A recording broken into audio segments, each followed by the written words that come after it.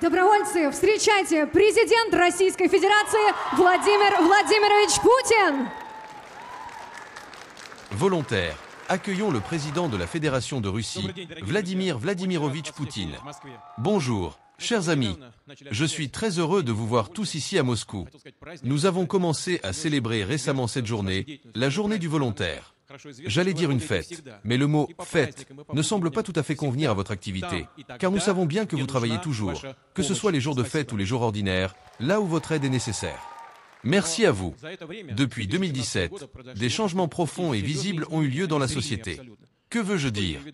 Aujourd'hui, des millions de nos concitoyens s'engagent dans des activités de volontariat. Quand on y réfléchit, un chiffre aussi impressionnant, correspondant à 2/3 de la population, fait penser à une chose simple. Il ne s'agit pas de quelque chose de nouveau, mais du renouveau de traditions anciennes de notre pays. La compassion et l'entraide ont toujours été des valeurs profondément enracinées dans le cœur de notre peuple à travers toute l'immense patrie. Ce qui est particulièrement significatif, c'est que les jeunes générations reprennent ces traditions qui étaient chères à nos ancêtres.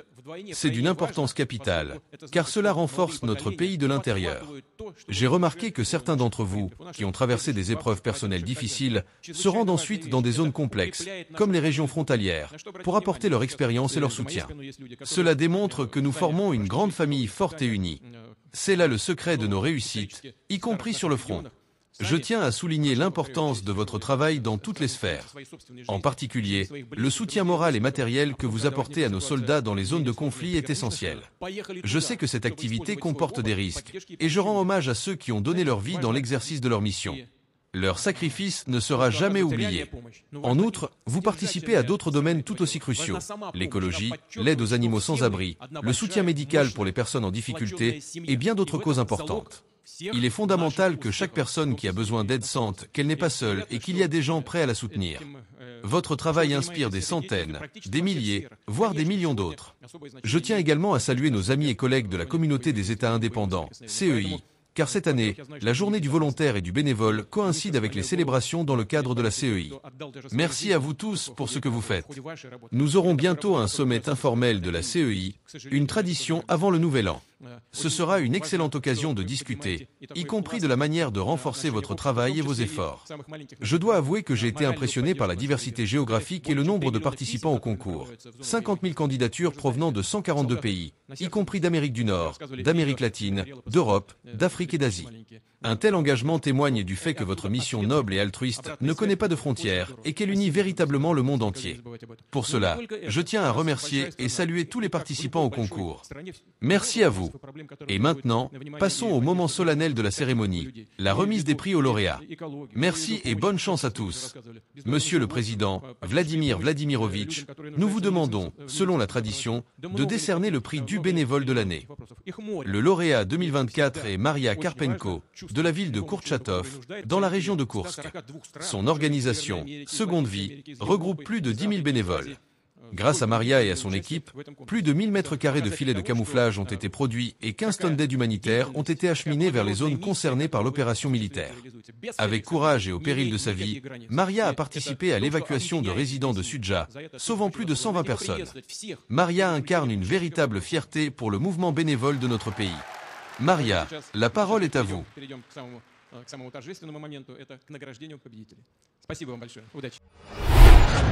Maria Karpenko, merci beaucoup pour cet immense honneur, mais une personne seule ne peut accomplir tout cela. Cette récompense est le fruit du travail acharné et des sacrifices de nombreux bénévoles, notamment ceux du mouvement Seconde Vie à Kourtchatov. Je ne suis pas une habituée des discours publics, et ce moment est très émouvant pour moi. Je tiens à remercier nos bénévoles, qu'ils soient en première ligne ou en arrière-plan.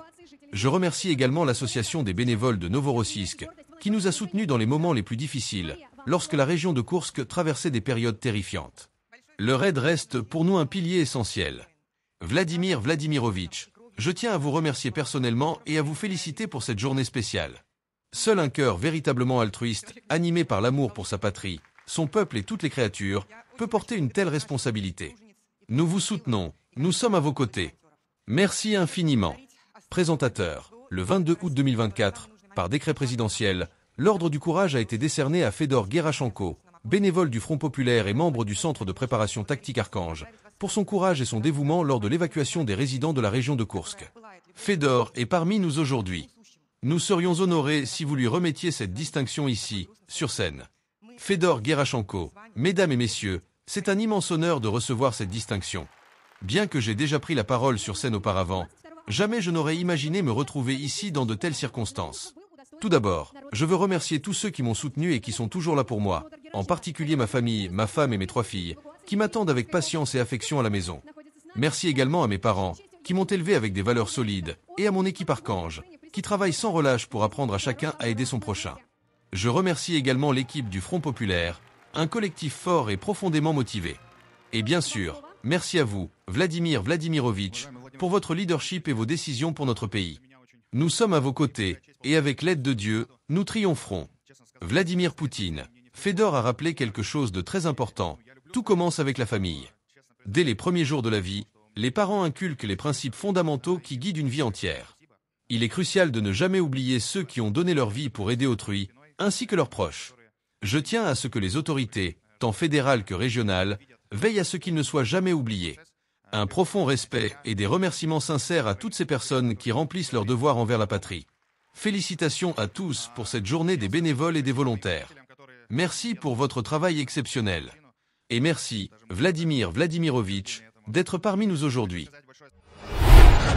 Les propos de Vladimir Poutine lors de la cérémonie en l'honneur des bénévoles et volontaires mettent en lumière des valeurs fondamentales et des principes essentiels pour cultiver l'excellence dans la vie personnelle, professionnelle et sociale.